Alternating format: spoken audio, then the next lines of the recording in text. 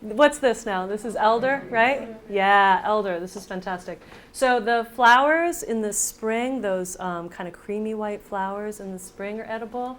And you can take the whole thing and dip them in like a really thin pancake batter and do elderflower waffles. And if you're like really super genius, you can make elderberry syrup in the fall and put it on your elderflower waffles in the spring, and then you think you're just, the queen of the nature people. So you have to cook these berries, right? You can't have them raw. You can, but you'll have indigestion. You'll feel really bad. So it's not fatal, but you want to cook them. And muffins, pancakes, waffles, syrups, wines, jams, all that kind of good stuff. The bark, the leaves, and the wood are all poisonous. There are two somewhat lookalikes. One is Chinese privet and the other is arrowwood. Both have dark berries. So in terms of plant identification, make sure that you're pulling berries from a real elder. Yeah. Sambucus nigra is European. It says Sambucus canadensis is the native. Good. Thank you for that. Yeah. And they're, thank you. Good call on that. And both are edible. So I put the wrong Latin on there. What are the two lookalikes? I just have to think for a minute. What? What are the two lookalikes? Arrowwood and Chinese privet. Yeah. Okay.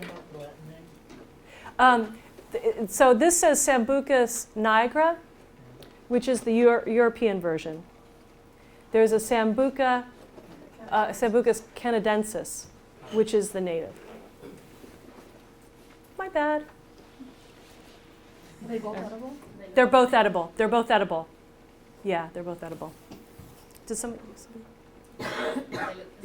They look the same. Mm-hmm. Yeah, they're pretty similar. Mm-hmm. All right.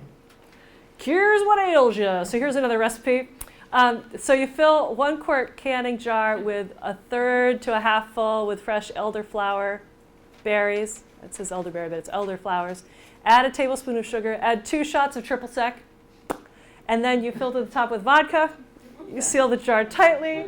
You shake twice a day for 6 to 8 weeks. Strain out everything, and you use that for any matter of ill you might have in your life. So, but this is to say there are many, many recipes for elder. But there's a lot of folk remedies made out of elder, both the flower and the berry. You can buy elderberry syrups. And in fact, as an herbalist, I couldn't find elderberry for a while because it was all out because of the big flu scare. So everybody's making their elderberry syrup. I can't get any elderberry. So, and I have an elderberry bush, but it's small still, so I can't get enough together. But this is from Foraging, Texas. I just thought, wow, what a great recipe. Yeah. So you said Wait, hang on. Him in the back, and then you. Okay. You say flowers, but do you need leaves too? Mm-mm. No.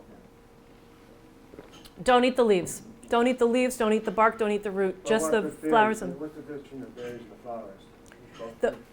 The flowers are like a creamy white, and it's what's called an umbral. So it's kind of an umbrella of flowers. They can be a little flat, not too rounded. If they're too rounded, that might be another plant to be careful of. The berries you can eat them too, right? The berries you can eat as well. So But the you don't flowers, make this one. right? Yeah. So there's different recipes for flowers than there are for berries, for sure. Thank you. Yeah. Mm-hmm. Mm-hmm. when you Yes. say You no wait. Hang stems- on. You in front, and then you. Yeah. So I get the dried berries Ooh. this time of year. Uh huh. So those should still be cooked like in a tea? Yeah. Okay. Yeah. Yeah. When you say no stems on the flowers are kind of Right. really- So the umbral is okay. So the whole thing. But as soon as it gets to a stem where it's brown, cut that off. Yeah. Just the white parts. Okay. We are at 11:15.